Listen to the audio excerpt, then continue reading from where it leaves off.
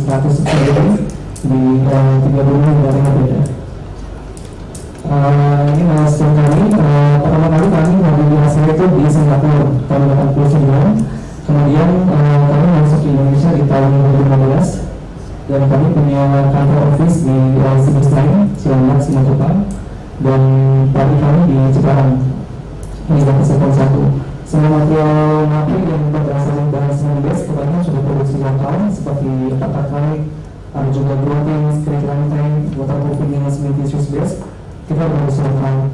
Ada juga material yang bermanfaat sebenarnya kita masih import dari besar sebelumnya Mapei Italia, Singapura, Malaysia dan lainnya.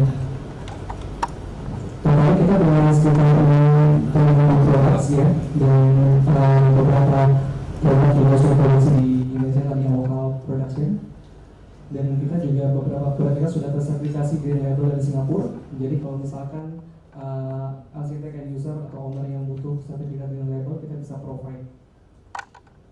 Kita sering mengadakan semacam training program like hari ini, atau sharing knowledge ya ke teman-teman arsitek, kontraktor atau juga konsultan atau desainer untuk sharing knowledge solusi-solusi yang bisa kami tawarkan di bidang konstruksi. Kami juga punya tim sport, tim cycling, salah satu sponsor dari tim cycling yaitu UCI, dan juga kami juga punya tim sport sepak bola di Liga Italia, Serie A, namanya Sassuolo. Jadi Mapei ini salah satu ownernya juga mempunyai tim sepak bola, dan ini juga stadion Mapei Stadium. Dulunya ini stadion bekas ya, kemudian kita refurbish dan kita aplikasikan produk-produk Mapei di stadion ini seperti cacat tribun, punya juga adhesif untuk rumput-rumput sintetisnya, dan juga ada produk-produk concrete repair dan refurbishment yang kita aplikasikan di stadion ini. Oke, jadi kita juga tiap tahunnya mengadakan semacam R&D, jadi tiap tahunnya kita launching produk terbaru ya, untuk kita support di dunia konstruksi, khususnya di dunia. Dan market fokus kita ini ada di 8 segmen ya, dari bangunan baru, bangunan lama, komersial, industrial, public area, sport, ada juga di infrastruktur sampai ke marine. Tadi kita 6.600 produk lens, kita 6.600 produk kita divide menjadi 24 produk lens. Di antaranya produk untuk perkat keramik kita sudah mengikuti standar ISO 1307. Kemudian juga produk-produk untuk leveling lantai, ada juga epoxy lantai, cementitious flooring, dan produk-produk seperti admixture konkret, dan produk untuk structural maintenance yang kita bahas hari ini. Produk for building juga kita punya seperti concrete repel, injeksi, patching mortar, dan lain sebagainya. Ada juga produk untuk masonry restoration, karena mungkin di Italia banyak bangunan bersejarah atau heritage, dulunya belum ada semen, masih menggunakan pozolan. Kita punya sistem perkuatannya menggunakan serat fiber dan juga kombinasi dengan mortar, pozolan atau mortar with semen. Kemudian juga kita punya produk-produk lainnya seperti semen aditif, ada juga waterproofing produk seperti polyurethane coating, polyurea, kemudian juga membranes, ada juga waterproofing cementitious base, dan lain sebagainya. Oke, jadi kita desainer, kontraktor, atau juga investor itu kita jadikan sebagai partner di bidang konstruksi, agar kita bisa bekerja sama dan berkolaborasi, bukan sebagai supplier tapi sebagai partner. Itu misi kita. Oke, kemudian saya coba jelaskan mengenai concrete repair dan protection di sini. Jadi banyak masalah mengenai beton ya. Salah satu akibatnya akibat korosi akibat chloride ya. Sering kita temukan di area-area jetty atau di area-area tempat dermaga banyak terjadi corrosion akibat chloride. Dan kalau misalkan beton tersebut tidak diproteksi, lama-kelamaan akan menjalar di betonnya, dan lama-lama betonnya akan spalling, kemudian akan merusak dari tulangan tersebut. Dan juga akibat karbonasi di area-area petrochemical, atau juga akibat di area factory yang punya sulfuric acid ya. Dan juga untuk area-area karbonasi ini kita juga bisa melakukan nanti prevention terlebih dahulu sebelum kita aplikasikan konkret. Kemudian juga akibat beban-beban impact ya di area jembatan, misalkan ada kapal yang menubruk dari si jembatannya, sehingga mengakibatkan girder atau konkretnya itu damage dan harus kita repair terlebih dahulu sebelum masuk ke konkret repair nantinya. Kemudian akibat fire atau kebakaran ini juga sering terjadi di Indonesia ya, sehingga menyebabkan botol spalling dan nantinya akan mengakibatkan kapasitas dari konkret tersebut akan menjadi berkurang dan kita butuh performa struktur dan juga konkret repair. Dan konkret crack ini juga sering terjadi ya, kalau bisa dilihat di bagian kiri ada letak geser di balok ya, letak geser di balok. Ini kita letak geser, nanti kita bisa injeksi terlebih dahulu dan kalau misalkan kapasitasnya masih oke, kita bisa repair menggunakan MRP system. Dan salah satu prevention kita mengacu ke yang standar yang 1507, 1504/7 ini untuk corrosion protection. Jadi kalau ada case ternyata tulangannya ternyata sudah spalling atau buatannya spalling dan tulangnya terekspos dan kemudian juga tulangannya sudah korosif, kita bisa melakukan corrosion prevention yang menggunakan corrosion inhibitor. Material yang kita propose menggunakan Mapei 1K. Ini material berbahan dasar powder. Kita tinggal mix air dan kita beras ke tulangan yang terekspos tersebut. Kemudian untuk structural bonding bisa diaplikasikan untuk area-area misalkan untuk nge-seal area crack yang betul yang crack, kemudian juga untuk bonding antar segmen dari precast ya, kita bisa lakukan. Jadi material ini berupa dua komponen. Kalau kita nanti mix itu konsistensi berupa pasta dan kita bisa aplikasikan di area-area konkret yang crack, bisa juga diaplikasikan untuk bonding dari konkret ke steel atau juga dari konkret ke wood atau substrate lainnya, bisa menggunakan epoxy adhesive. Compressive strain 12 jam bisa sekitar 35 megapascal. Dan setelah kita lakukan uji bonding, uji flow test itu biasanya failure-nya di konkretnya. Kemudian konkret injeksi kita juga harus mengetahui apakah dia crack-nya crack struktural atau juga non struktural. Kemudian juga akibat beban statik ataukah beban dynamics. Dan juga areanya, apakah di area yang kering atau basah, sehingga nanti solusi yang akan kami tawarkan juga berbeda ya. Itu berdasarkan dari materialnya nanti berupa cementitious base atau epoxy base atau mungkin polyurethane base untuk area-area yang basah.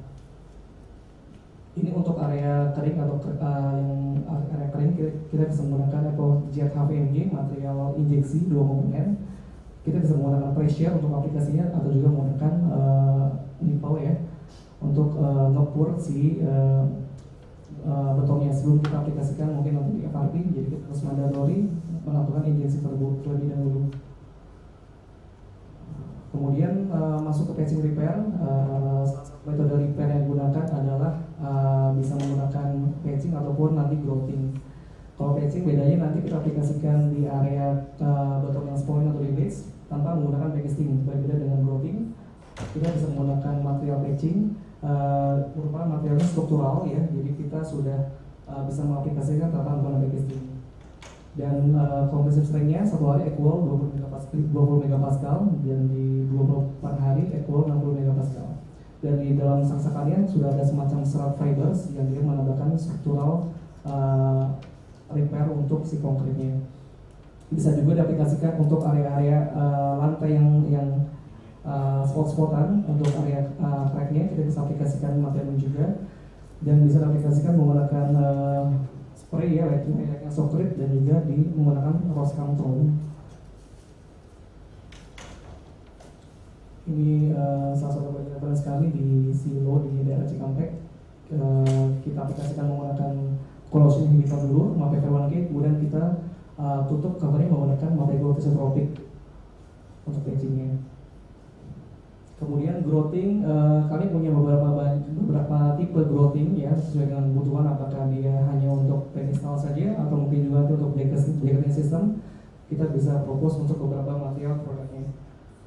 Mapei 318 ini adalah material growing double expansion, mempunyai strength 24 hari 65 megapascal, bisa diaplikasikan untuk base plate atau juga untuk enlarge column atau juga decking system.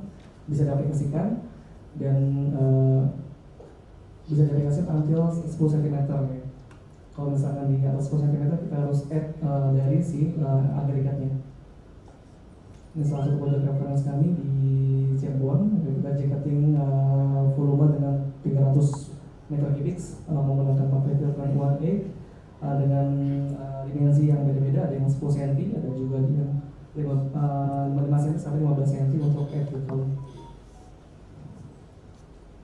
Mapei NC06 ini kakaknya dari Mapei M318, mempunyai strength 75 MPI di 28 hari dan bisa diaplikasikan 5 sampai 25 cm tanpa menggunakan awareness atau reinforcement. Dan bisa diaplikasikan untuk flooring lantai juga. Kalau misalnya ada case ternyata kita mau flooring lantai nanti kena minimal 5 cm, kita bisa menggunakan material. Oke, kemudian saya sedikit sharing mengenai struktur teknologi yang bisa kami propose di dunia konstruksi. Kami mempunyai FRP system, Fiber Reinforced Polymer System, kemudian juga FRG system. Ini adalah sekarang dari Fiber Reinforced Growth System. Jadi untuk perkuatan bangunan heritage kita bisa menggunakan material-material FRG system, nanti dikombinasikan dengan mortar. Jadi menggunakan sistem seperti Matrix ini. Nanti kita menggunakan dikombinasikan dengan mortar-mortar yang berbahan pozzolan atau lime juga.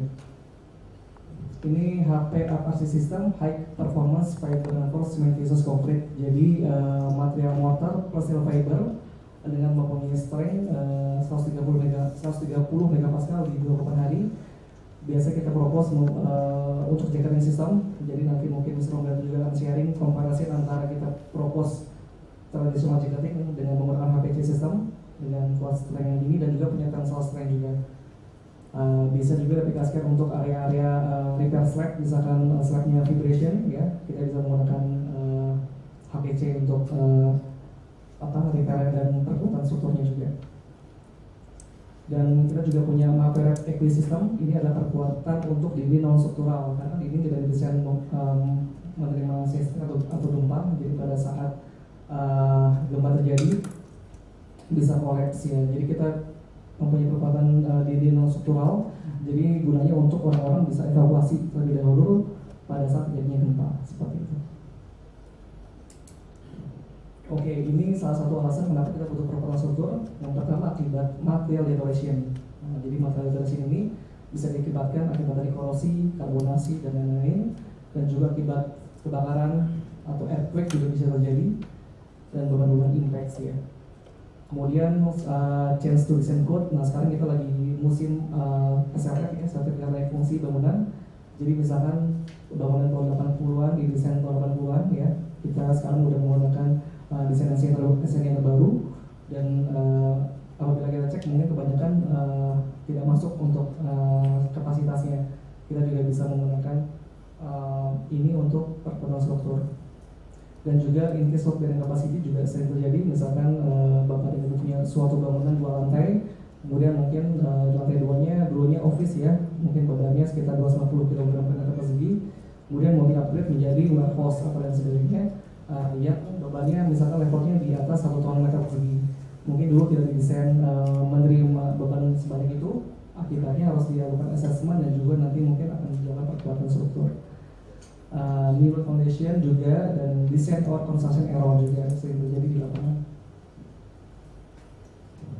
Metode perkuatan yang konvensional kita bisa menggunakan jacketing system, adalah pelebaran dimensi struktur ya. Dengan pelebaran dimensi kita bisa lakukan perkuatannya, misalkan dulunya 50 x 50 cm, sekarang kita perkuat memperlebarnya dengan penambahan mutu-mutuan yang lainnya.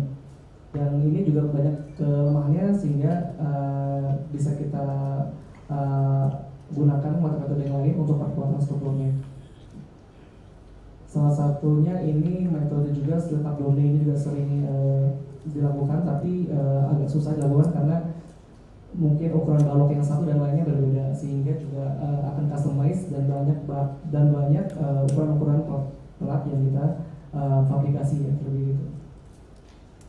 Dan sekarang teknologi terbaru adalah FRP system. FRP ini adalah fiber reinforced polymer, mempunyai kuat tarik yang sangat tinggi sekali. Kuat tariknya untuk karbon itu sekitar 1200 megapascal. Ya kalau kita compare sama mutu baja BJ37 mempunyai 240 megapascal, sekitar 4 kali dari tarik baja. Kita aplikasikan FRP ini, aplikasinya yang mudah, tapi tentunya harus diaplikasikan oleh aplikator yang sudah bersertifikat dan juga punya license, ya. Tidak menambah beban existing secara signifikan, layaknya menggunakan ticketing system dan juga corrosion system juga untuk material FRP tersebut.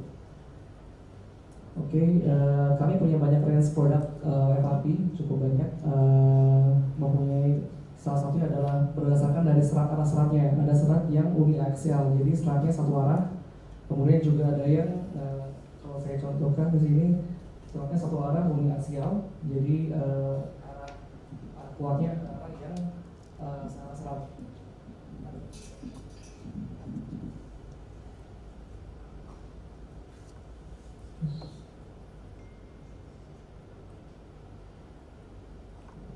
Sorry, pencet ya.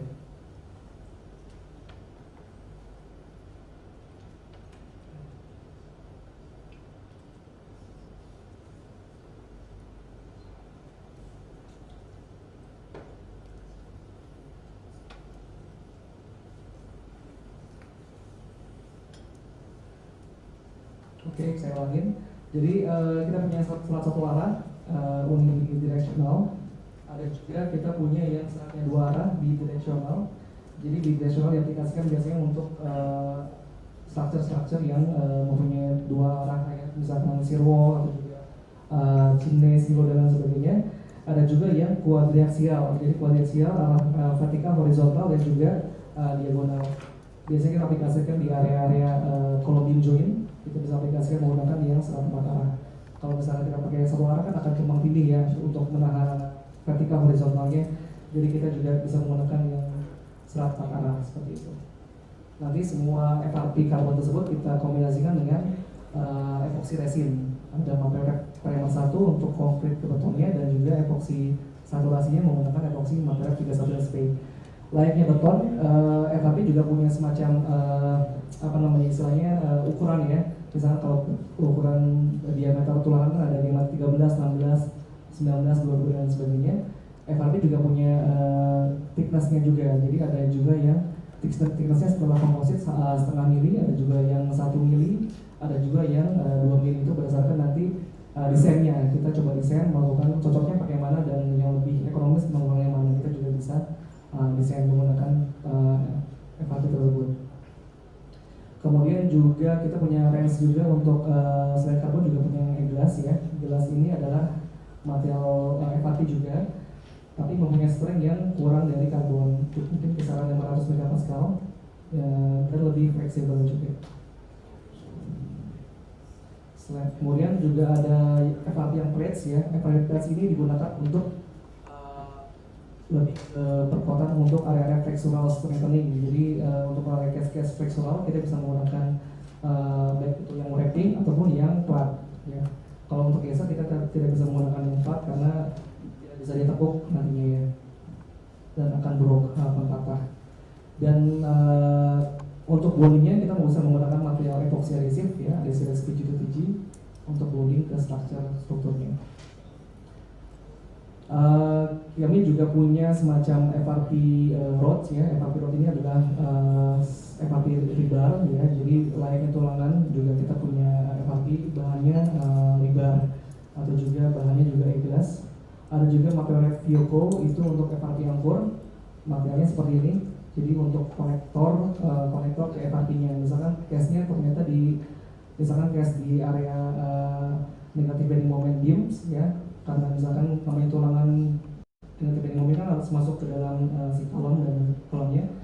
Untuk continuousnya kita bisa menggunakan material FRP angkur ini untuk FRP-nya menerus ke si kolomnya. Karena kan FRP biasanya putus di kolomnya, kita bisa menggunakan material angkur itu untuk continuously si material FRP tersebut. Oke, ini beberapa project reference kami di Indonesia, di Bandar Udara Palu akibat seismik ya beberapa tahun lalu. Ada juga di salah satu building di Jakarta Pusat. Ini di building dihadiri juga Jakarta Pusat karena banyak beberapa proyek FLP yang tidak bisa disebutkan lokasinya karena sangat konfidensial. Ini di Pasar Jual Semarang waktu itu akibat kebakaran, mutunya drop, kemudian kita lakukan perkuatan menggunakan MRT system. Dan juga salah satu bangunan heritage di Kota Tua, building Jakarta Pusat. Ini bangunan juga di Jakarta Utara. Kemudian ini salah satu villa di Lombok. Kita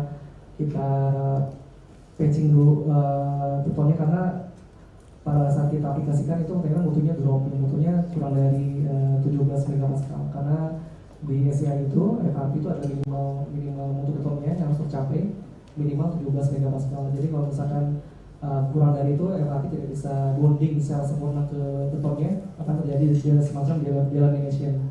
Jadi kita ini waktu itu kita patching dulu semua betonnya sekitar 5 cm, kemudian kita lakukan grouting, jacketing. Setelah itu kita covering juga menggunakan MRP system. Jadi grouting plus MRP kita kombinasikan.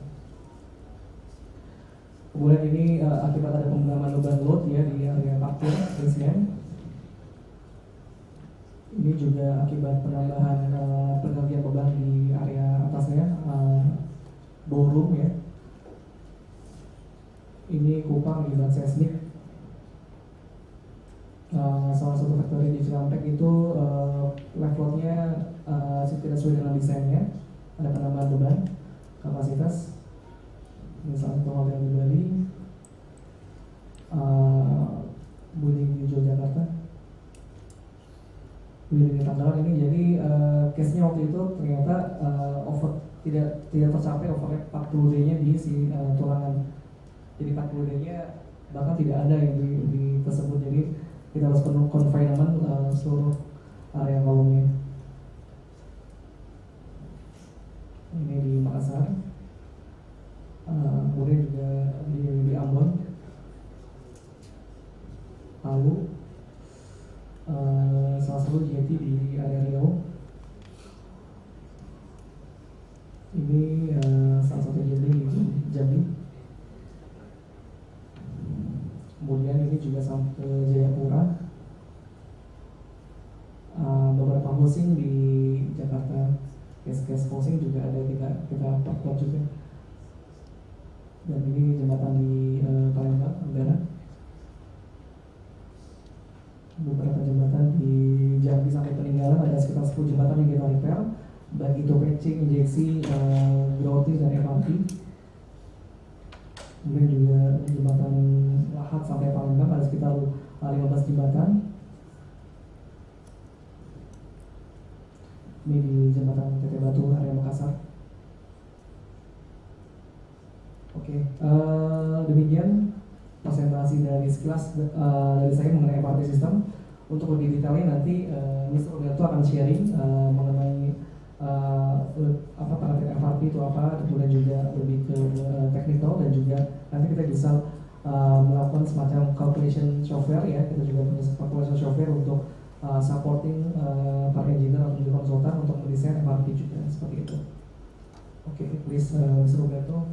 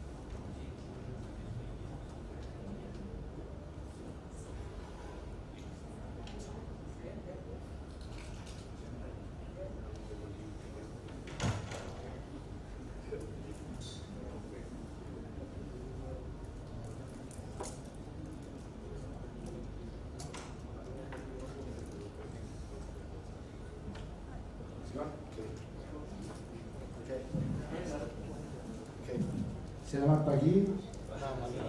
And terima kasih for being here. My name is Umberto. I'm a structural engineer. I came from Italy.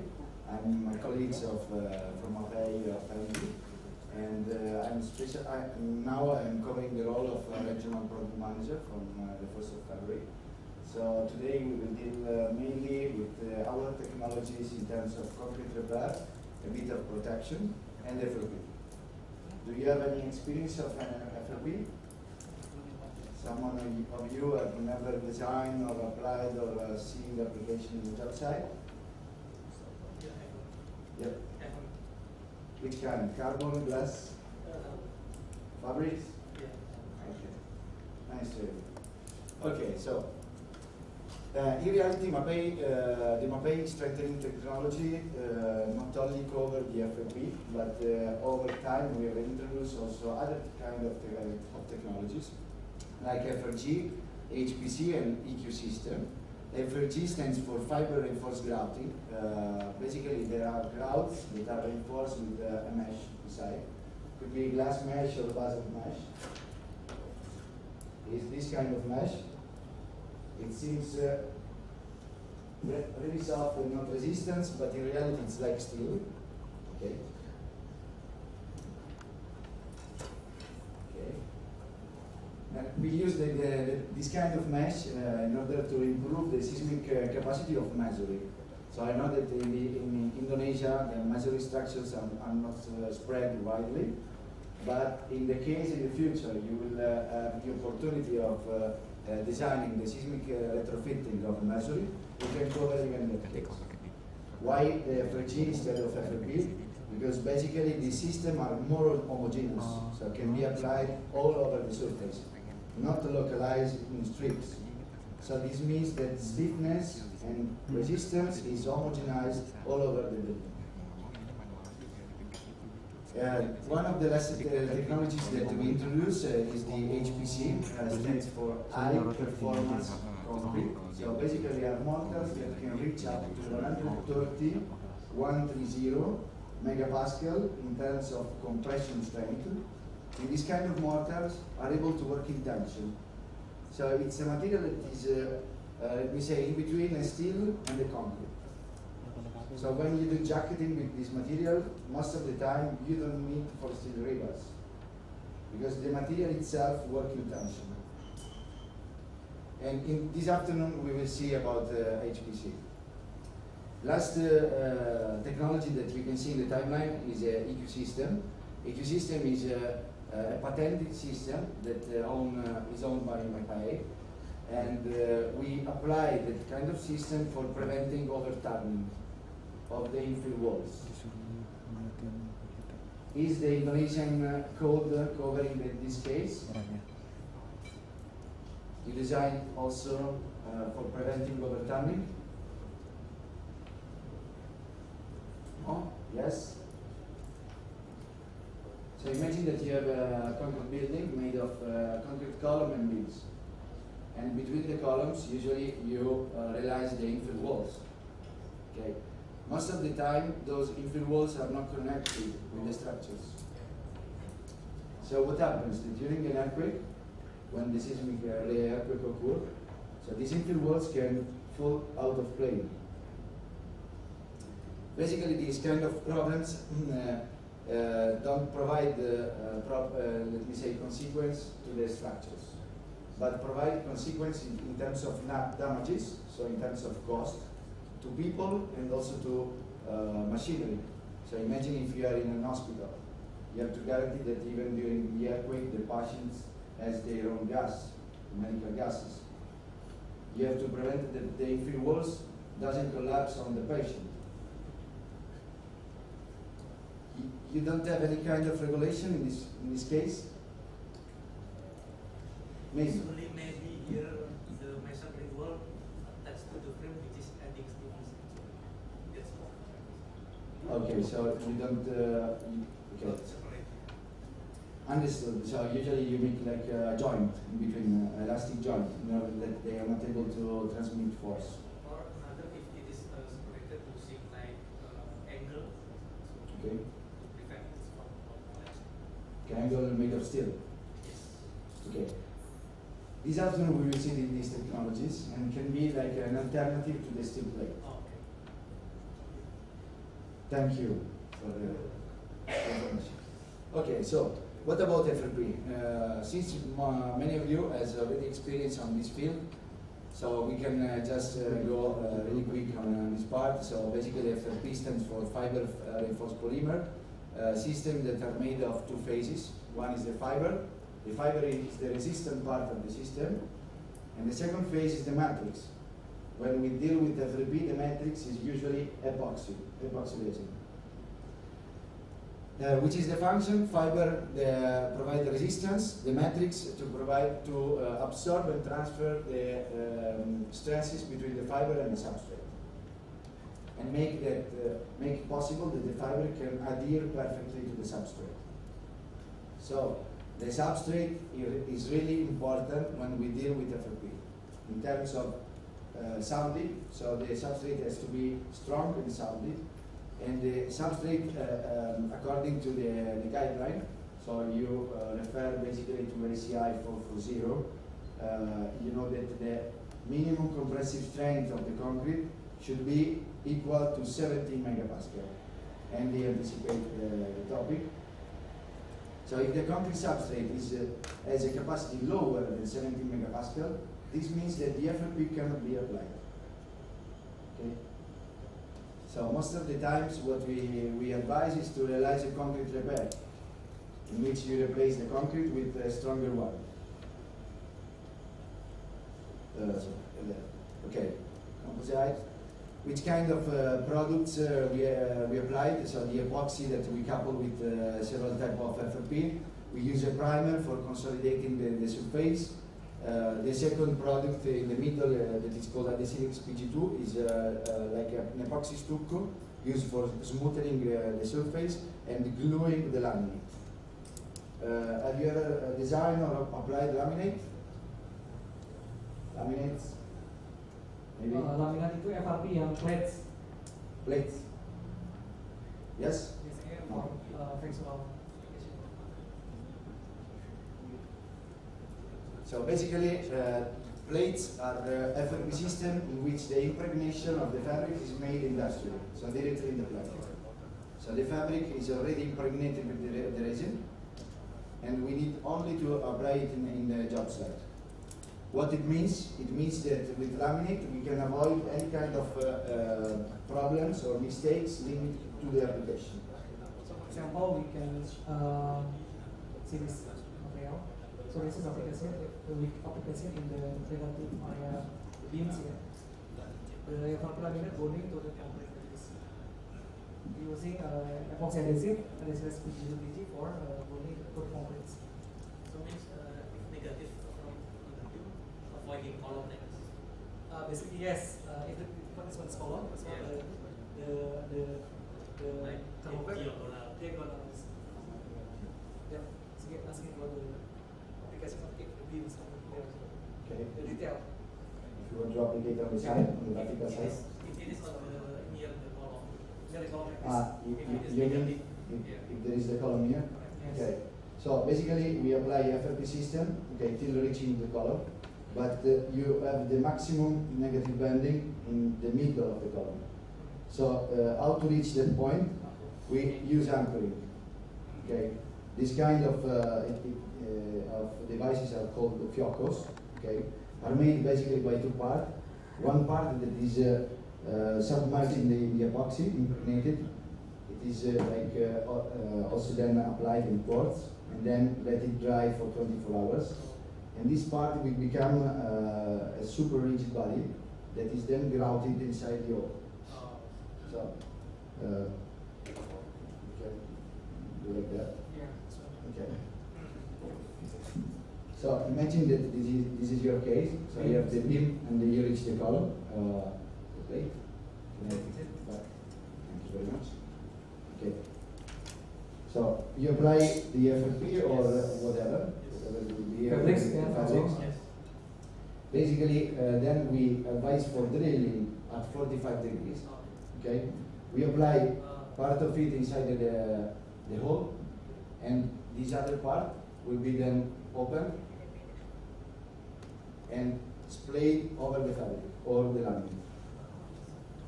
In order that this overlapping will transmit the stress between the laminate and the connector.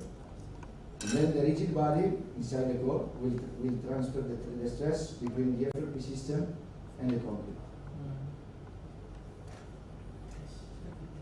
Ya guys, terus FRP biasanya kan di sini Pak, Iya. sampai sini doang kan biasanya. Nah, untuk koneksinya ya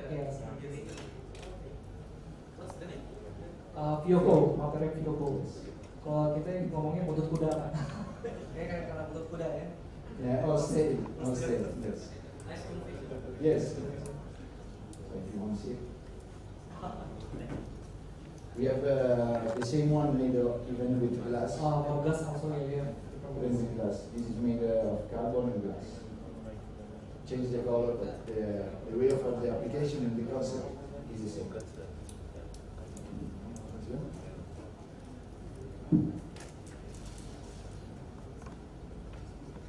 Okay.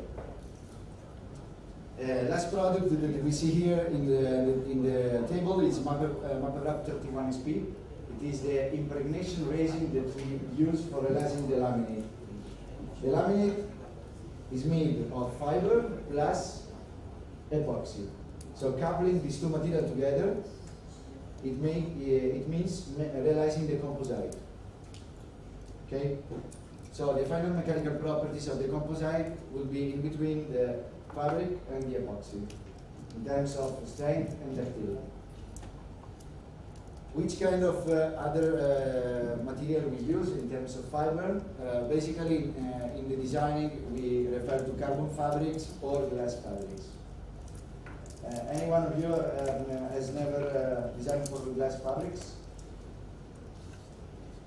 No? Okay.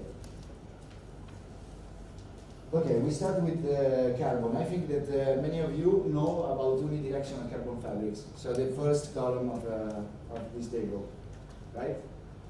Okay. Which kind of unidirectional carbon fabrics you use? In terms of weight, 300 grams, 600 grams. You know?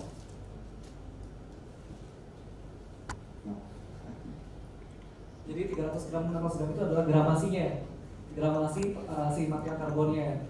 Jadi ada 300 gram itu equal dengan 0.5 after dia impregnate satu komposit dia 0,5 mm. Ada juga yang 600 gram itu equal dengan 1 mm setelah dia komposit atau impregnate seperti itu. Jadi kayak seperti beton, we have dia like a diameter ya, diameter for the reinforcement, we have also the dimension for the parting.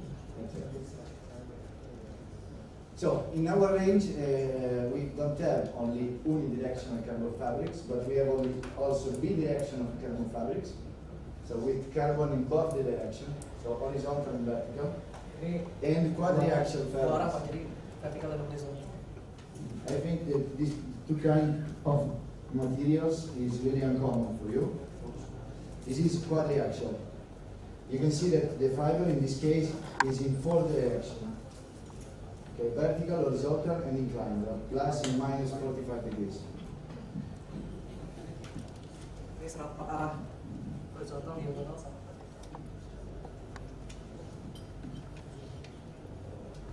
So they use it for the image, right? Biaxial. Oh, yes, yeah. Biaxial. Usually are applied when you have elements that work in 2 directions, like bidirectional slab, Yeah. partition wall, Yeah.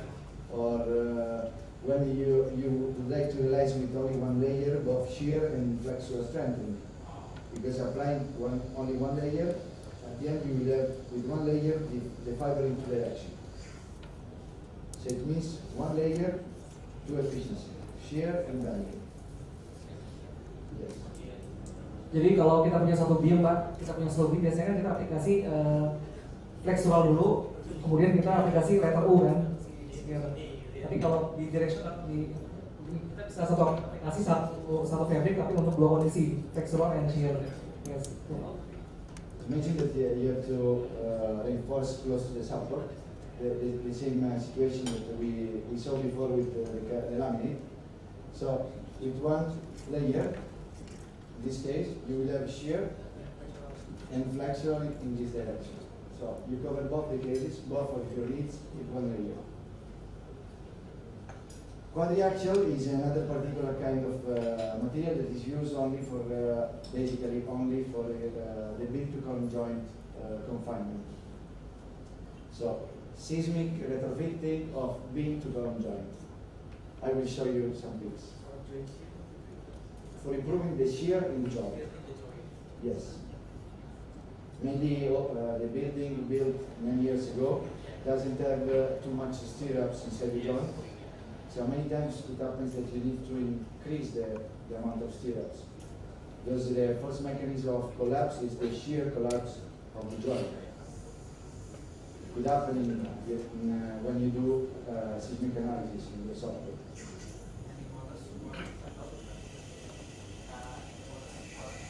Yes, I will show. So, and then we have also two other kind of fabrics made of glass, unidirectional and quadriaxial glass. Do you know why sometimes we use glass? No? No one?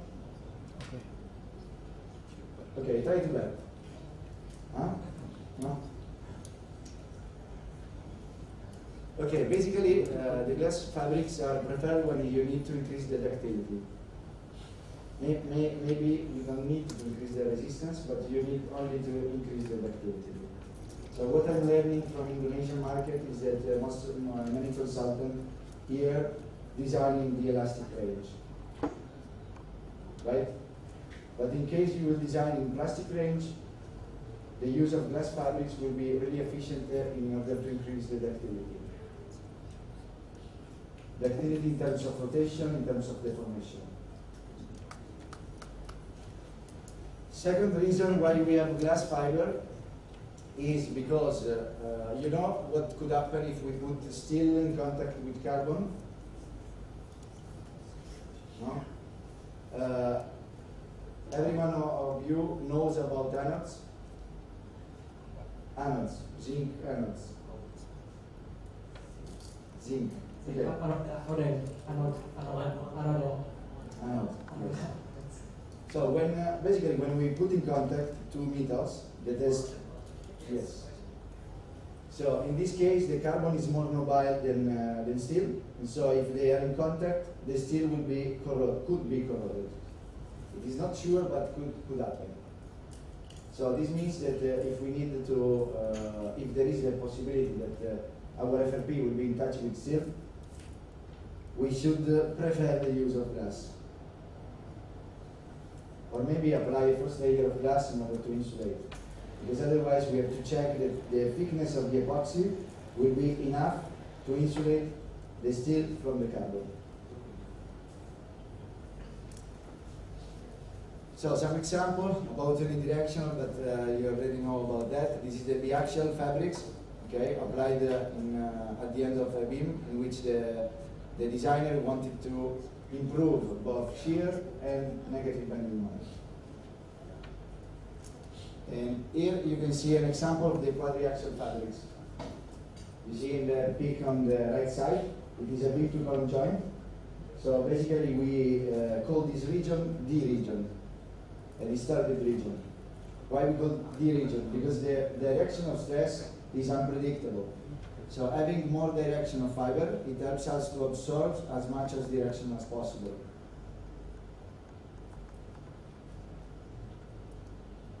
Other kind of FRP is the laminate. So basically in Indonesia, many of you design with using the low modulus laminate, but in reality we can also provide other kind of plates, medium modulus and high modulus.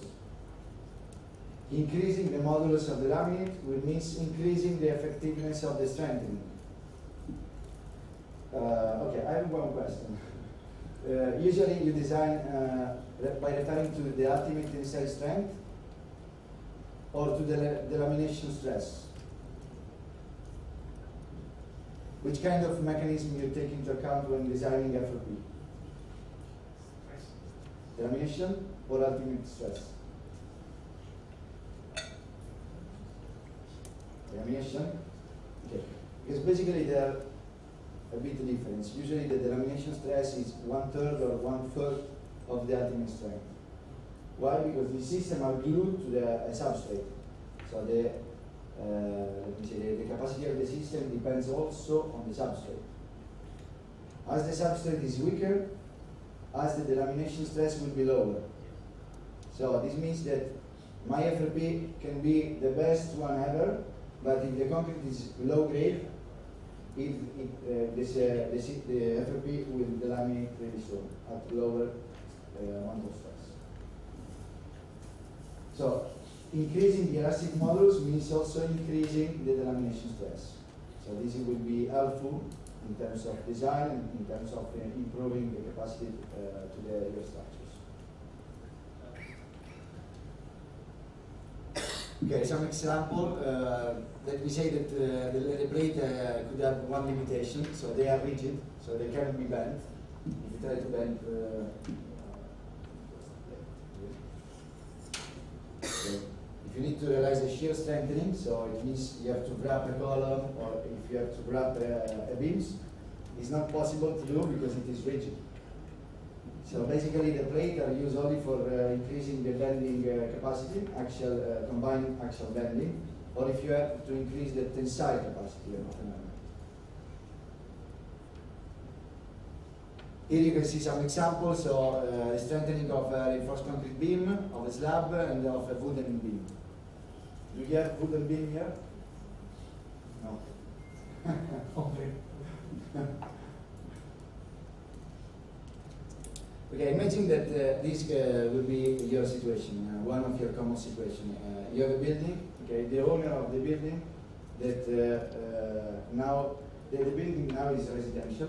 The owner wants to change the destination of use of the building, so from residential to offices. What happens in terms of design? What will be the change? The variable load will be the same. Change the load. Okay. So we change the load. So this means that we have to analyze our building, our elements, in order to check if they are able to withstand the same load, the increased load. So in that case, you do the analysis. Okay. This envelope of bending, envelope of shear. So it could happen that sometimes you need to increase the bending capacity. So FRP could be a solution, and the shear capacity too. Okay. How we can do for basically for increasing the bending capacity, which is the element that usually provide bending capacity in a reinforced concrete beam. The main rebars or the stirrups. Biasanya ngaruh untuk negatif bending. Bending itu apakah tulang apa atau setengah? Okay. So basically, the carbon EFRP is like traditional steel rebars. So the configuration is still the same. If you have to increase the bending moment, so it means that if we refer to a traditional reinforced concrete, you have to increase the number of the diameter of the main rebars, the longitudinal one. So what we will do for increasing the bending capacity, just introduce additional rebars that are not made of steel but are made of carbon, are not inside the section, are glued outside of the section. But the direction and the configuration is still the same, so in the longitudinal way. So if you need to increase the shear capacity, which are the two elements that provide shear capacity in a concrete beam. Yeah, so perfect. So concrete and stirrups. So in this case, what we will do, introduce another type of stirrups, but the configuration is the same. So basically, we will design not diameter and spacing, but width of fabrics and spacing. Most of the time, we need a big amount of shear, so maybe there will not space. There will be no spacing. So the U-shaped wrapping will be made continuously all over the beam.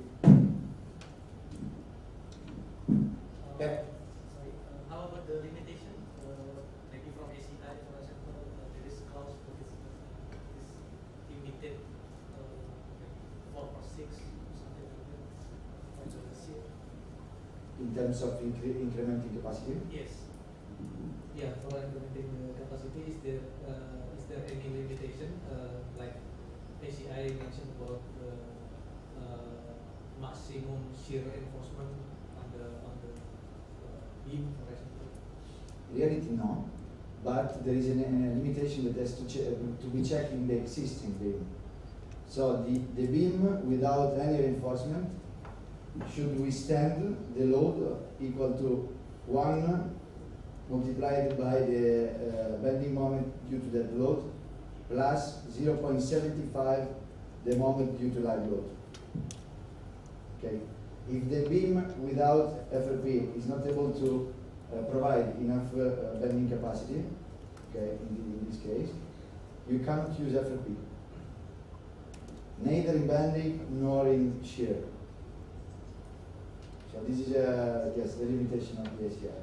In Europe, we have a limitation on the increment. So our guideline says that you cannot increase the capacity more than the 50%. So if the beam today, the existing beam has a resistance of 10, you can reach up to 50. That is European regulation. You're referring to ACI, you have to check. Yes. And SNI, okay, it's more or less ACI. Yes. Yeah. Okay. I said more or less, not copy and paste. Yeah, but many countries has done the same approach. Even Australia. Australia has the Australian standard. 5100 is copy and paste from ACI. It doesn't change anything. Okay, by the way, we can skip this. This is a pre-stressed concrete beam. Someone of you deals with infrastructures or mainly building? Mainly building? Mainly building. Okay. So this was a pre-stressed concrete beam that was strengthened with respect to the bending moment. It is not clear by the peak, but there is a longitudinal strips at the bottom side. And then we have placed all these U-shaped fabrics in order to prevent delamination. Okay, so this U-shape is not for shear in this case, but it's just for preventing and limiting the detachment of the longitudinal fiber at low stress.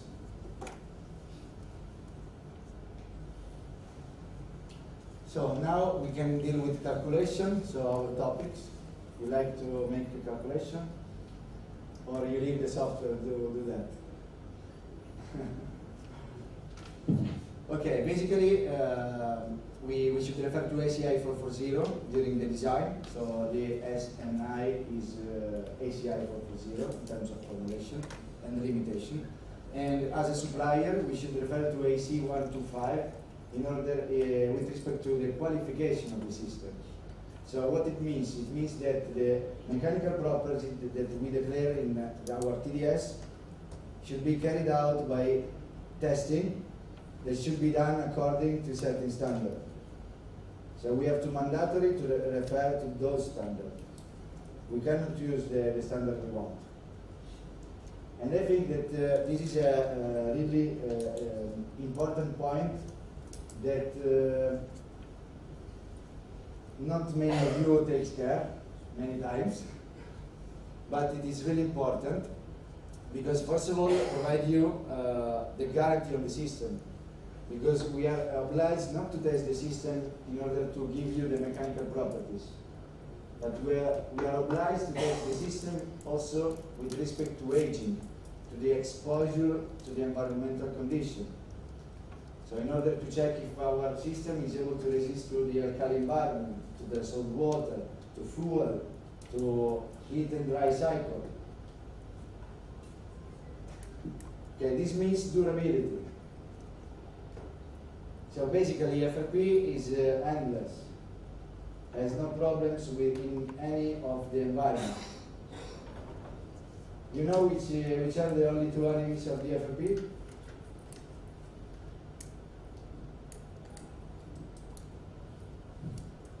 FRP has two enemies. Elements. Yes. Fire. One is fire. Perfect. Second.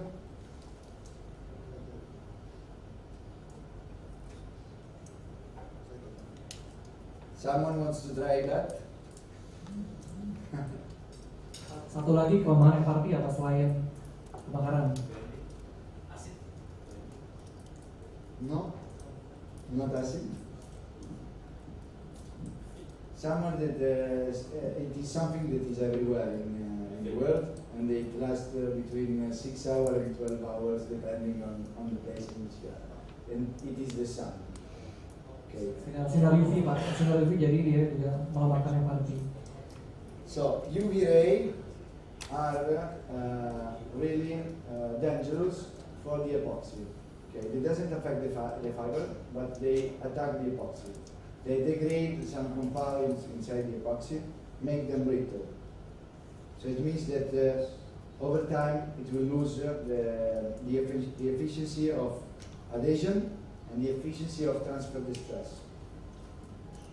So every time, if we could have problems of UV ray exposure, we should provide for protection. You provide for protection of FRP? No? Okay. Internal building, yes. So in that case, there is no problem. But if you are outside, if you are dealing with in a rooftop or in a bridge, in that case, if the FRP can be exposed to the UV ray, in that case, it should be suitable always to protect it. Because otherwise, the durability of the system is really short. So basically, we can protect the UV ray using Mapei elastic guard. It's an elastomeric cementitious membrane that is applied in 2 mm. It can be sprayed, can be applied by a thrower. Do you know Mapei elastic? The standard version for waterproofing. Yes, of the roof. Yes. Basically, in Indonesia, where Mapei elastic is widely used for waterproofing of the rooftop because it is UV resistant. In this case, the material, the Mapei elastic guard, is more or less similar. It is still UV resistant, and it is formulated to be applied for protecting concrete structures in general and FRP too. Which are the characteristics of Mapei elastic guard? Cementitious elastomeric membrane. So it's made of cement and it is elastic. So it has crack bleaching properties. So it means if your beam subjected to load tends to crack at the bottom, our product is able somehow to sew the cracks in order to prevent aggressive compound to enter inside the cracks. In terms of elasticity, it maintains the elasticity more or less over the variation of temperature, so between -25 to up to +40. The elasticity of the product is more or less the same. And the effectiveness of this product is also against carbonation and chloride access. You know what it is, the phenolphthalein? There is anyone that deals with assessment?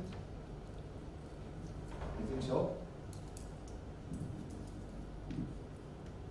No one of you use phenolphthalein? Okay. So basically, this test. No one of you? Jadi untuk mengetes karbonasi ada pengetesannya sendiri. Yes. Liquid is. Yes. So basically, this test allow you to check if the concrete is carbonated or not. Okay. So if the concrete appear purple after the impregnation with the phenolphthalein, it means that the concrete has no carbonation. If the concrete will be transparent, it means that the concrete is carbonated. So why the carbonation is a problem for concrete? You think could be a problem for the concrete? Yeah. Correct answer. So basically, the carbonation process is not a problem for the concrete. The concrete becomes also stiffer and stronger with carbonation because it has absorbed carbon dioxide. So carbon compound make it stronger. But the carbon dioxide will reduce the pH of the concrete. So this means that the pH fall down the value of 12.5. You will start, the corrosion process will start on the rivers. If we are able to prevent carbonation, we won't have corrosion in the rivers. Okay, so in this sample, you can see the map elastic, okay, applied 70 years ago. We took a sample from the job site, so this part in purple was the part of the concrete repair, so more or less 3 centimeters. That we removed the concrete cover and we replaced with a new concrete mortar. Okay. Then we covered the intervention applying map elastic guard. And after 17 years, we took a sample from the job site. We make a test with the phenolphthalein, and you can see that neither 1 millimeter of the concrete is carbonated. So this means that the rivers inside the concrete doesn't have corrosion. It means durability. So this product is able not only to protect FRP against UVA, but also to prevent carbonation. And you have also another problem here, also in Jakarta. So you are close to the sea. What is contained in the sea? Chlorides. Do you have chlorides? Chlorides is a big problem for the steel because they produce a really fast and really aggressive corrosion to the steel. It's called pitting. And the chlorides are really thin compounds, so they can penetrate inside the concrete till a big depth and attack the steel in really quick time. So using map elastic guard is not effective with respect to protection of FRP, but also to preventing chloride excess, carbonation. I have also another example. So have you had traffic in Jakarta? There is no traffic in Jakarta, right? No traffic, no traffic. So the traffic produces a lot of compounds, pollutants.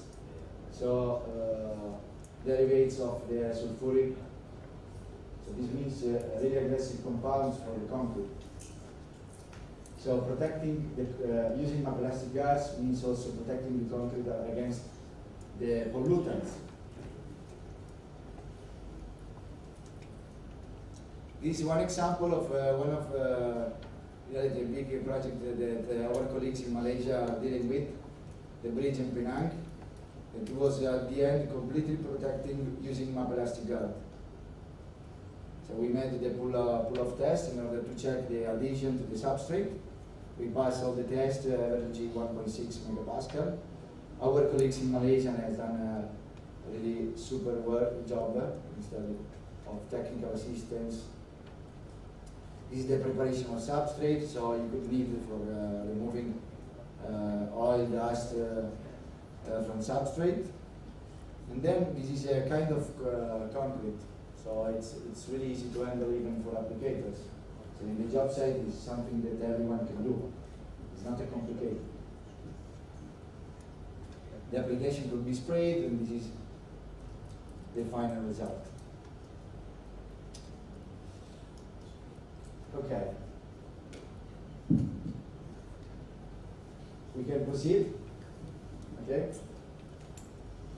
This is why before of the map elastic guard, we have emphasized the fact that if you choose a design guideline, you have to choose also, and you have also to have a clear idea on which will be the mechanical properties that you have to take from the TDS. Because as a suppliers, if we change the design standard, we have to change also the standard of testing. So this means different geometry of samples, this means different speed, this means different device of clamping or clavis, and this could bring to different results even to the same product. So in this table, beside of the numbers, so we don't go through the numbers, you can see the same product, Mapei X300, so it means unidirectional carbon fabrics, 300 grams, tested according to the European standard, EN 2561, tested with the American standard, ASTM D3039. So basically, when you design with the ACI 440, you should refer to this value. But in our TDS, you can even find this value. Okay, how it is possible that the same material has two different thicknesses? So it's not a geometrical value. We have not to measure it. And the same for the elastic modulus. You see that in Europe, the same product has more or less 3 times the elastic modulus that we can get using the ACI. So which one of the two you have to choose?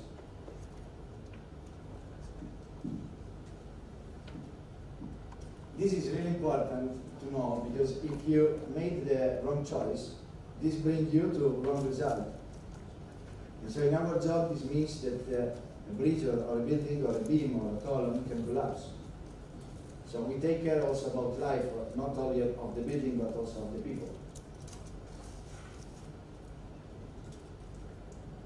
So, if we make like a comparison in terms of calculation, so on the left side you see the calculation made with the ACI, and on the right side made with European standard. You can see this is referring to the same beam and the same system, same product. Okay. What changed? The formulation in the guideline and also the mechanical properties that we need to refer to. You can see that if we want to calculate the mid-span bonding, that is the governing mechanism of failure when we design for bending, with ACI we reach more or less 1,000. In Europe we reach more or less 2 times more, 1 times more, so the double. How it is possible? So basically at the end, since there is also difference in terms of thickness, in terms of stress, okay, doing calculation, so with the same beam, with same mechanical properties, with same product in all the 2 cases, at the end we get more or less the same bending capacity. But what happens if we calculate the ACI method using the European properties? You will have here a big difference. So this means that the calculation will be wrong. So it may happen that even our competitors in the TDS include the European mechanical properties, not only the ACI ones. So that can make you a bit of confusion.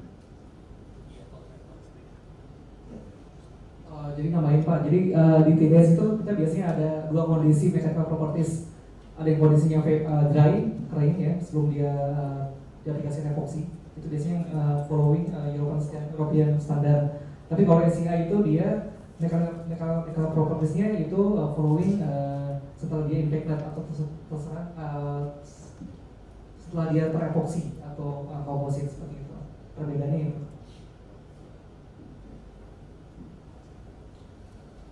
Okay, if we refer to the shear, so same difference. The governing mechanism in this case is the end, the bonding stress. You can see that if we calculate the same system with ACI of European guideline, you get a big difference in terms of result, in terms of capacity. Because what changes formulation inside the design guidelines and also the mechanical properties in the TDS. And at the end, in this case, in the shear, so the difference between Europe and ACI is really huge. You can see on the left side the ACI for obtaining the final capacity of the section, you sum the contribution of concrete plus steel wraps plus the fiber. Okay. In Europe, we have another approach. So we take the minimum shear capacity between concrete alone and steel plus fiber. Okay. So you are more lucky than us. Your beam can resist up to 2 times our beams. You have less problems in Indonesia from this side. Serviceability is quite the same. Anchoring. You design for anchoring? Yes. What do you use in anchoring? Use this one?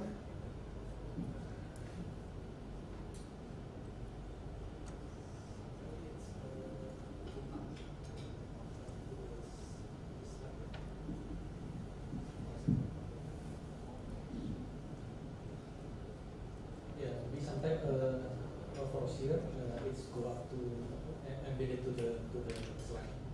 Okay, you go through drilling, raise up, Yes. install like a connector, completely vertical. Okay. Thank you. So here you can see that a detail that I took from a presentation made in Australia, okay, in which I saw that at the end the design was well made and well studied by the consultant.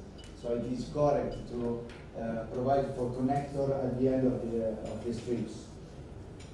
So the design and the concept was done in a well way, in a good way. So, but what we said about steel and carbon, that we could meet galvanic corrosion. So in this case, you have 2 options. Proceed with the steel plate, you can use that, but you have to be sure that the thickness of the epoxy between the carbon and the steel will be enough to insulate the steel against the carbon, in order to prevent the galvanic corrosion. Or you can change the type of anchoring. Okay. So basically the design was good, and what we can use is the fioccos, these connectors. So if we use carbon fabrics, we can use carbon fiocco. If we use glass fabrics, we will use glass fiocco.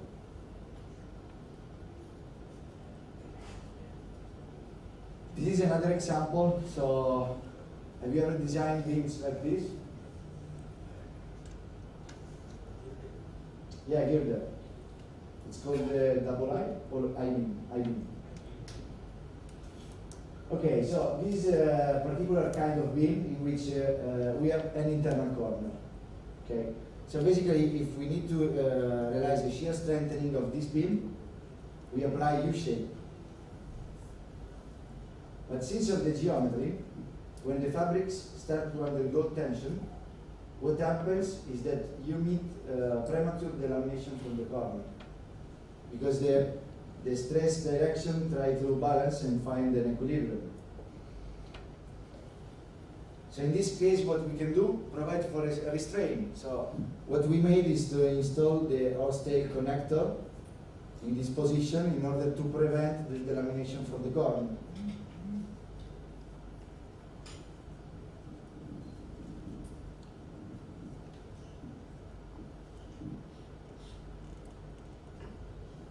Anything?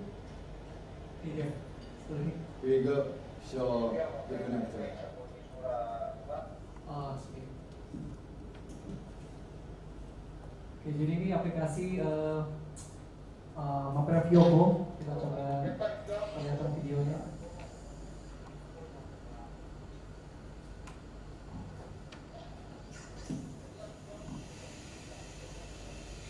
Jadi kita aplikasikan dengan menggunakan material epoksi sistem dari FRP Mapei 31.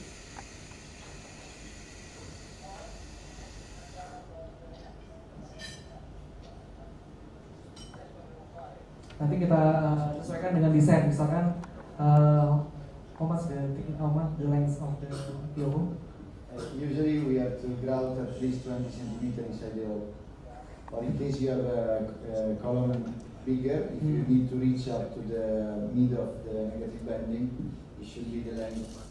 Oh, based on the geometry of the column. Yeah. Is a mixing of the product. It's oleh. Yeah, something by the way. And me eat this oleh every morning.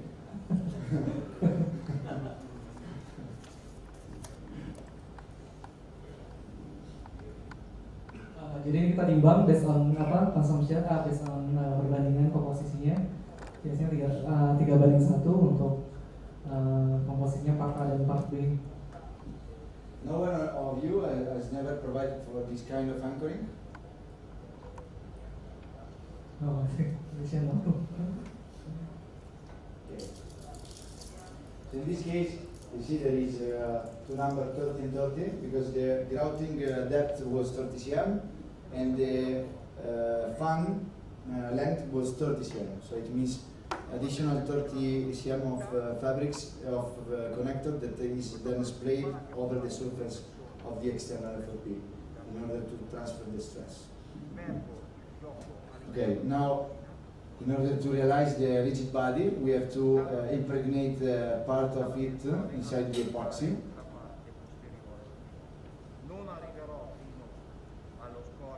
Okay, it's like making a cake more or less.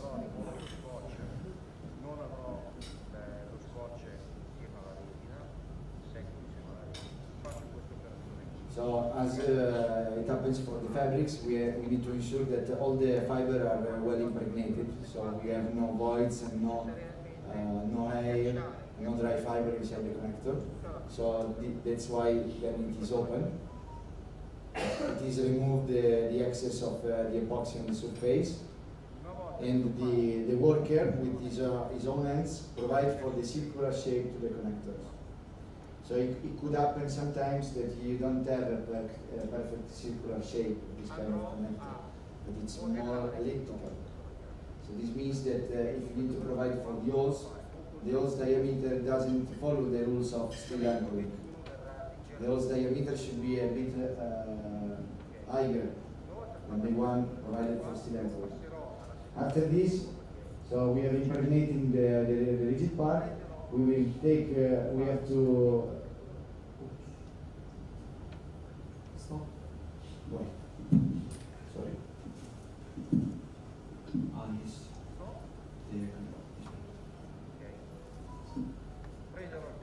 Okay, and then we apply the sand on the fresh epoxy.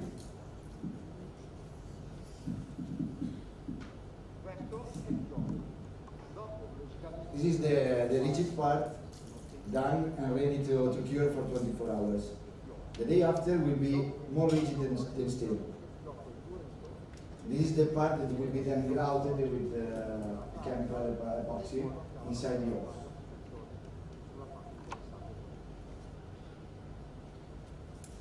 This is the work made in the job site, and we also have connectors already made. So with the rigid body already made by ourselves, so without the need of realizing the rigid part in the job site. And this is the same connector, but the one made of glass.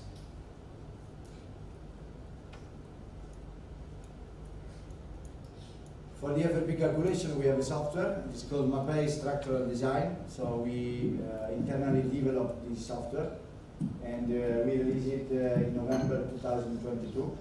It is available. It is you can freely access to it by registering on our website. And this software is a web application, so if there is no need of downloading, so in reality you cannot download on your laptop. But it is really flexible and comfortable to use because you can access from laptop, from the iPhone, from pad, tablet, and so on. You can save the project directly online and store it in the library. Now we can cover with the software more or less every case. So in terms of reinforced concrete, masonry, timber, steel structures too, and non-infill walls with respect to overturning. the software is not ready to cover all the cases of ACI 4.0. So actually, you could be able to design only views. In cases in which you need to design columns, we can provide you assistance and support to make a calculation of columns and stress beam, for instance. Over the last 3 years, Andy and me collaborate to more than 50 projects all around Indonesia. So Andy previously has shown you some pics from the job sites, but those job sites are more or less 5% of the total. We can deal directly with the design, so we can provide you also details. Most of the time we have provided for a calculation report. So we are not only supplier of material in this field in terms of FFP. We can actively design with you. So most of the time your problem is the time, right? You have to make everything for yesterday, within yesterday. So in that case we can also facilitate your job somehow. So we don't want to be only supplier. We want to actively participate with you to the design into the construction process. Okay, so it was going.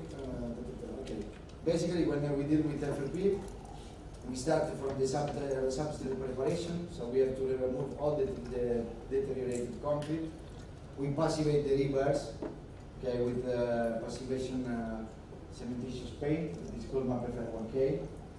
And then we restore the concrete cover using thixotropic or grouting, depending on the thickness, on the particular constraints that you have in the job site, the cost, the budget of your customer, and so on. So once we have recovered and repaired the concrete, we go in preparing the FLP. So the rolls, all the epoxy used in the application of the system. So we firstly cut the rolls in length, so in order to have ready all the strips to be applied. We go with the application of the primer in the substrate. Here you can see one thing that is the check of the substrate temperature. So all the epoxy can be applied usually between +5 and +40. If the temperature exceeds or is lower than, in that case you cannot apply FFP. So the workers have to stop and wait till the environmental condition are reached. Oops, then usually we go for the application of the first end of the impregnation raising on the concrete substrate. We install the fabrics. And after the fabrics, we apply the second layer of epoxy, Mapei 31 speed. You see that at the end the worker sprayed the quartz. Why they spray the quartz? You know? It is not common here. What? Spraying quartz, sand. Yes, if we apply the skin coat and we paint. There. Jadi quartz itu buat sebelum kita aplikasi plesteran ASEAN itu buat gigitan dari plesterannya nanti. Karena kalau kita langsung aplikasi plesteran di atas epoxy itu kan licin, tidak punya adhesion. Jadi kita harus tabur quartz atau pasir silikal istilahnya. So if you don't apply the sand on the fresh epoxy, and then you have to apply for finishing, any finishing, painting, rendering, no one will adhere. In reality, since we are Mapei, we are the strongest brand in the world. We have also a product that somehow, yes, can solve the situation if the workers forgot using the sand. EcoPrint Plus, EcoPrint Grip, the other. This is the pull-off test. You prescribe for pull-off test. I want to ask you another question. So, do you have any acceptance criteria here in order to check the application? Usually using this one, Pull of test. pull off test for bonding. Kita biasanya melakukan pull off test untuk mengetahui apakah FRP yang kita pasang itu sudah bonding sempurna ke betul atau belum. Dan usually requirement is 1.5 megapascal. What happens if the strength is lower? Let's assume that it is 1.2. The FRP has been applied in a wrong way, or what else?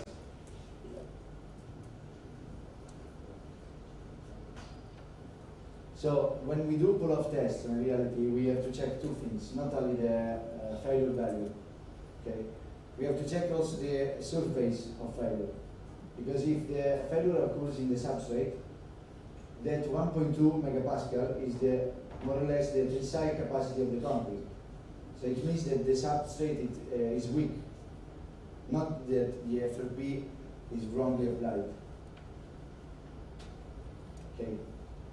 After that, after we have checked the surface of failure, we can give a meaning to the value that we reach during the test. Another type, FRP joint confinement. Since you have a lot, let me say, you could have problems of earthquake. This is a big stakes from an earthquake we had in Italy in 2009. A big earthquake, not as yours, but we also have big earthquakes, magnitude between 6 and 7. And in this case, you can see that the failure mechanism was the shear failure of the beam to column joint.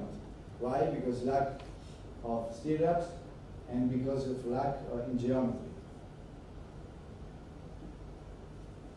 How we can do in this case? So most of the time it can happen that the infill walls, okay, transfer the load to the joint. So if you have an in-plane stress due to the earthquake, it means that the infill walls can bring the joint to the collapse, transferring load, inclined load. In this case, we can solve the problem by realizing what we call beam to column joint confinement. You can see here is the wrapping of the beam to column joint in order to increase the ductility and the shear capacity. You do this kind of intervention here, or you use other kind of technologies? I don't know, building new shear walls or.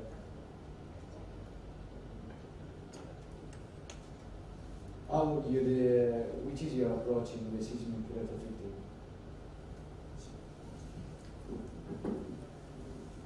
Biasanya kita menggunakan apa? Concrete jacketing biasanya. Concrete jacketing, Yeah. column, and also joint, or only column? Ada punya metode lain untuk atau referensi? Still jacketing. Maksudnya. Okay. Yeah, still jacketing. Thank you. So in this case, we apply carbon. It's not jacketing, but more or less confinement. So you can see an application of the realization of a beam to column joint confinement that could be made even from the external side of the building without demolishing any kind of part in the infill walls. So you see that we have only removed the finishing from the concrete. We have realized these two walls at the end of more or less at a distance between 20 and 50 centimeters from the joint. We have applied this kind of material. You recognize it? It's a quadriaxial. Okay. And at the end, we used to provide for connector, so the fioccos, in order that this quadriaxial is fixed and can be transferred the load without having the lamination at the end. This is really easy and not, say, impactant, because we are able to realize a beam to column joint retrofitting most of the time without demolishing anything, so people can easily use the building inside.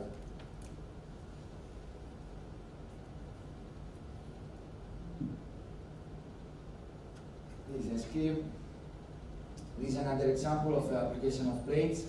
So slab strengthening, the primer, the application of the glue on the plate, the application of the glue on the substrate, and the installation of the plates.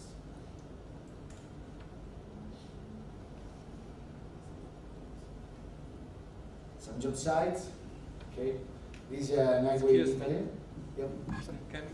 Can we go back to the beam column joint? Yep. Actually, your example is for the exterior column, right? Yep. How about for the interior column with four type of beams? Okay, in the internal joint, basically most of the time it is not possible to operate since the building many times, so you need to destroy many elements for having the possibility of accessing to the joint, and we have no evidence that it can be effective, this kind of intervention. So in reality, this kind of system at the time being cannot be used for internal nodes. So we have no evidence, we haven't done any kind of testing on the application in the internal nodes. So you can see here, okay. This is another example in which we have removed more or less everything, and we have had access to the joint, okay. But this is not an internal joint, this is still perimeter. Okay. We apply usually a first layer in at the corner is unidirectional carbon fabrics in order to provide more ductility to the rotation.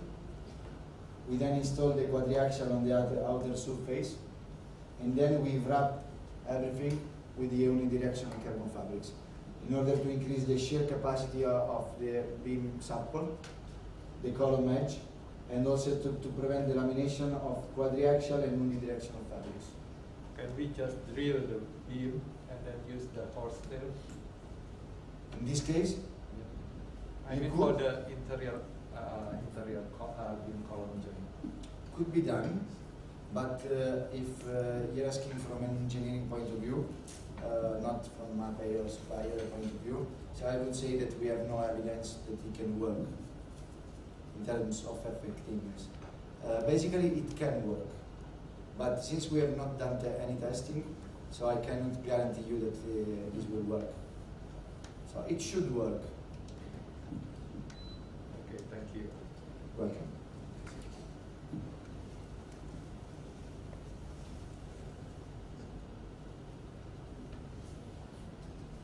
Okay, laminates.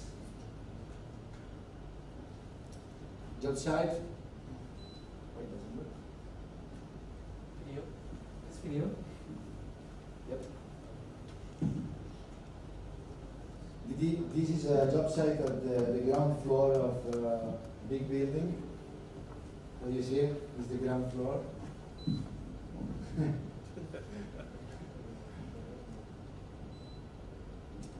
This is an highway in the east coast of Italy, center of Italy, in which we have performed the reinforcement of the girder with respect to the bending mechanism.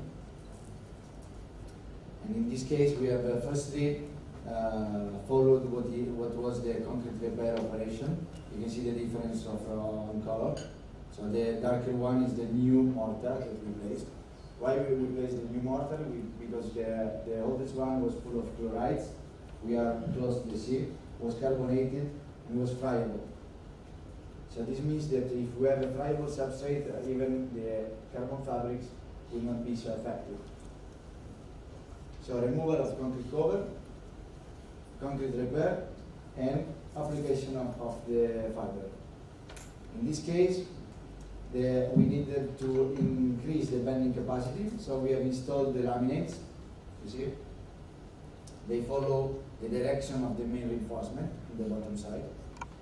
And then the consultant wanted to provide also for some kind of U-shape that are not for shear, but only for preventing the lamination.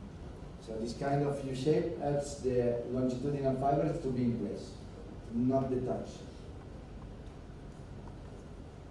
In this case also mainly because girders or bridges are subjected to fatigue, so a lot of cycle of loading.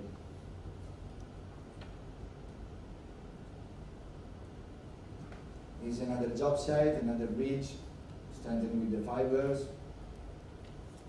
Steel laminates, so laminates usually are supplied in rolls. If you want to add something, okay. Is it about imply? Okay. So all of our laminates are protected with film, so that it is removed directly in job site.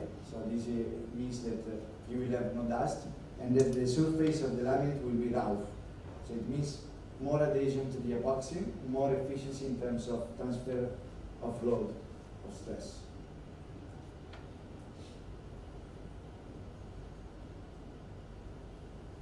This is the girder that we saw before, in which the goal of the design was to improving the shear capacity, so U-shaped, as it is, they are stirrups, and installation of hot tail in order to prevent the lamination from the corner.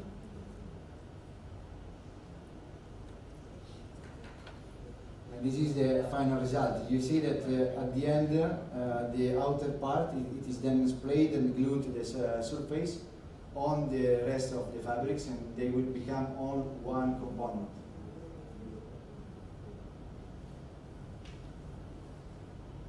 This is the final result.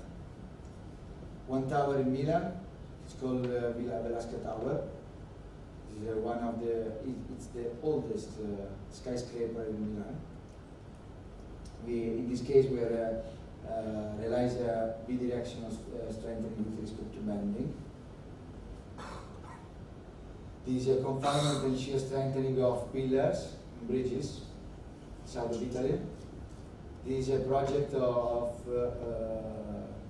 upgrading the shear capacity of girders in a bridge.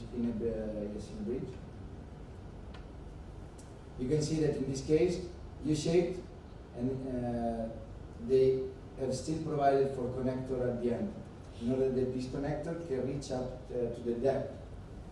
In this case, they drill up to intercepting the upper deck, and they anchor these fioccals inside the concrete of the deck.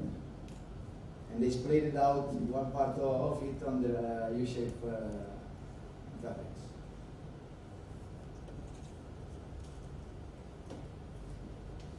This is confinement, so for both ductility and compressive strength increment of columns in a bridge in New Zealand. You can see the fully wrapped column with carbon fabrics. This is in Peru, on Cayo Bridge. In this case, still the application of laminates. Ponte Atlas, a project in Belgium, one of the oldest concrete bridge in Belgium. We applied the laminate, and at the end of the laminate, the fiocco. Why? Because we needed to reach the zero bending point in this case.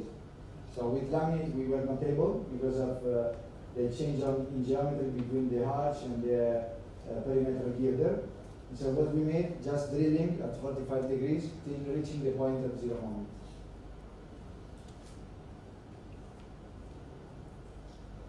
Another bridge, hollow core bridge, strengthened with FRP with respect to bending and shear. This is another example on our support. I have not included a project made in Indonesia for a while, but this is one of the last project we followed in Australia. So we received a design made by the consultant. That was the one that you see in the upper side. And what we have done, just to simplify the design. So here the design was full of overlapping connectors, 3 different kind of material. What we made is just simplifying the design, simplifying the application phase. So in this case, with half of the material, we were able to reach the same capacity that the designer was able to reach with this configuration. So this means even for Mapei to reduce its turnover, because for us reducing the material it means also that our salary at the end of the month will be gone up, right?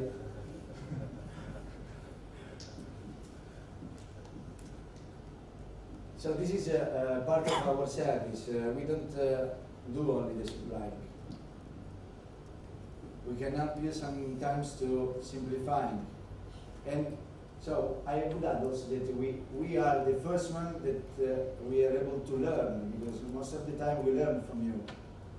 Because you have an experience in your field, and it's like an exchange of information, of knowledge. It's a chance for both of us to grow. Masonry, you don't have masonry, so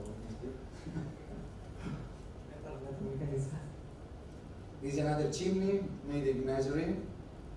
You have chimney made in concrete, but the configuration of FRP can be the same. It's a project in Croatia that was followed by one of my colleagues, Luca. These shear walls. So maybe you can have the situation to improve the shear capacity of shear walls, because maybe they have lack of stirrups. So instead of building other shear walls in other part of the building, there may happen that you have no space, isn't it? So in this case, we can use FRP for realizing the shear improving, or the confinement of piers, or bending, strengthening of walls. So yeah, at the end, I think that this building was more full of concrete than more full of carbon than concrete. Like a Ferrari. This is the view from the intern of the stairs. Another configuration for the shear strengthening of shear walls, still in Italy. Water tower will be more rare to. This is another case of binding strengthening.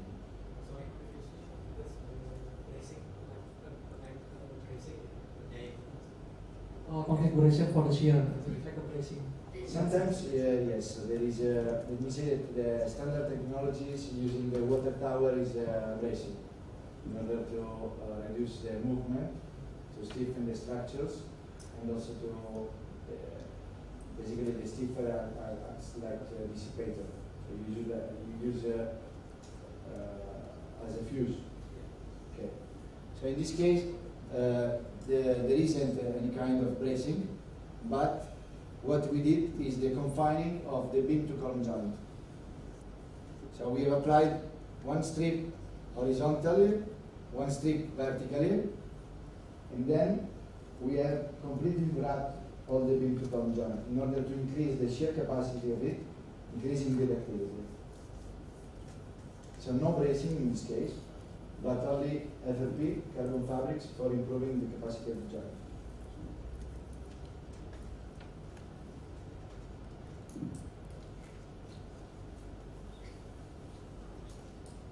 And that's it. Yeah. Maybe Show the software or just keep it behind first? you show this one? Okay. Maybe, okay. If I can still other 2 minutes to you before the break. Have you ever used something like this? No?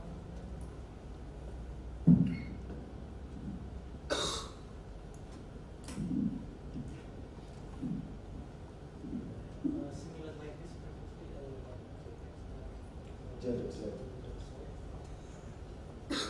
Could be, because it's similar to those kind of products, but basically this is a rigid glass mesh that we can use. Yeah, that's nice for the parent combination. So it could happen that maybe you realize jacketing, right? In jacketing, usually you provide for additional steel. Instead of using steel, in this case, you can use glass fiber. Why? Because they have no problem with corrosion.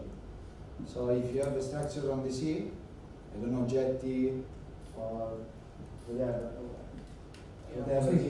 exposed to an high amount of chloride, so this means really high probability in corrosion and in very short time. In this case, you can substitute the steel element, the steel mesh, or the steel rivers with this kind of material made of glass. Okay, so this means most of the time that you don't need to provide for the concrete cover. So most of the time you have to provide for 50 or 60 ml of concrete cover. With this kind of material, you can even reduce the concrete cover, because this is not affected by chlorides, by no corrosion, nothing. And it is rigid like a steel. The only difference of this material is that this material is linear elastic, and if you want to try, it's completely linear elastic till failure. So it hasn't a plastic phase. So steel usually deform before failure. This material doesn't deform. As it reaches the maximum capacity to break down, release a big amount of energy.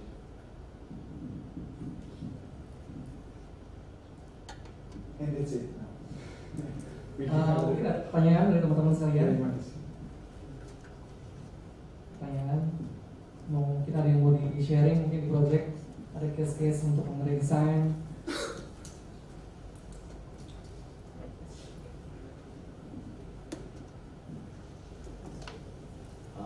What is the heat tolerance of this product, and how it reacts to the flame in case of fire? Okay.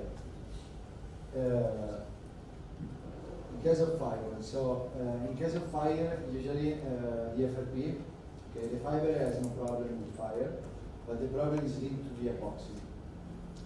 The epoxy, more or less, have a glass transition temperature that can range between 60 and 70 degrees. So it means that as soon as the temperature is reached, it starts to melt. So this means that the effectiveness of your system will be more or less zero. Okay. So not only the stiffness, but also the capacity of transferring the load will be compromised. So in that case, basically you should provide for a fire protection system. One thing that I used to say to the consultant is to consider the fact that most of the time when you design FRP, you design FRP with respect to the ultimate limit state. In fire condition, you apply different kind of coefficient. So maybe the load is lower, and maybe you don't need for strengthening in fire condition. So this means that it may be possible that you don't need for a protective system. But in case you need, for me it's rare. Okay. In that case, we have also mortars able to protect the FRP, or we can advise for using of calcium silicate padding, plasterboard. But we don't supply this kind of products. Jadi bisa menggunakan mortar atau proteksi juga bisa.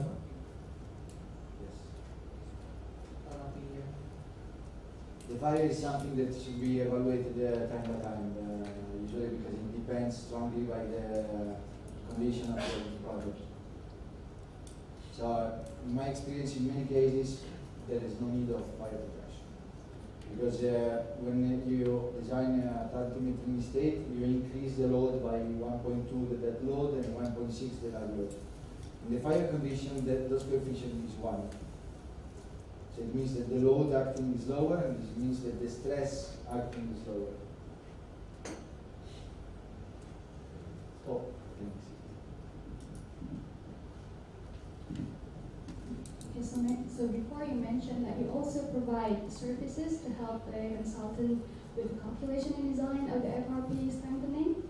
So my question is, do we also get, for example, a front page of the name or the signature of the engineer who did the calculation? Because as a consultant, if we're putting out that calculation and design, then credibility becomes matter to us. Thank you. Okay, so thank you for the question. So basically, I will just make an introduction, then I will let Andy to reply to your question, because it's mainly some local management of the topic. Usually we provide calculation, but we don't undersign the document, because usually the design is the responsibility of the consultant.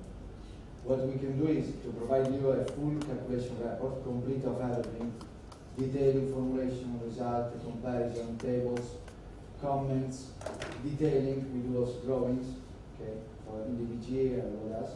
We can provide everything, but we cannot sign the documentation, because in that case there is the law that doesn't allow. Umberto, jadi kita supporting konsultan hanya sebagai support saja. Jadi kalau misalnya untuk desain FRP kita bisa support.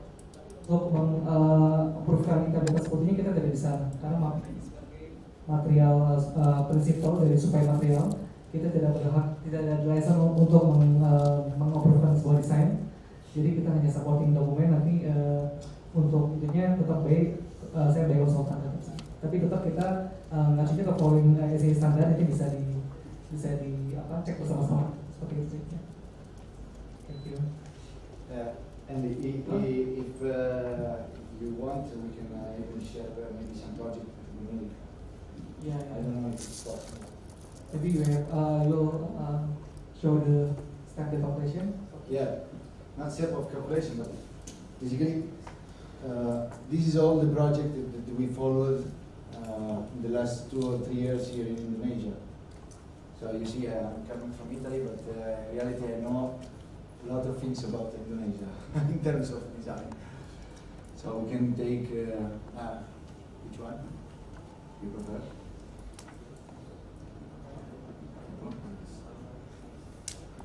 Okay, Depot Tower.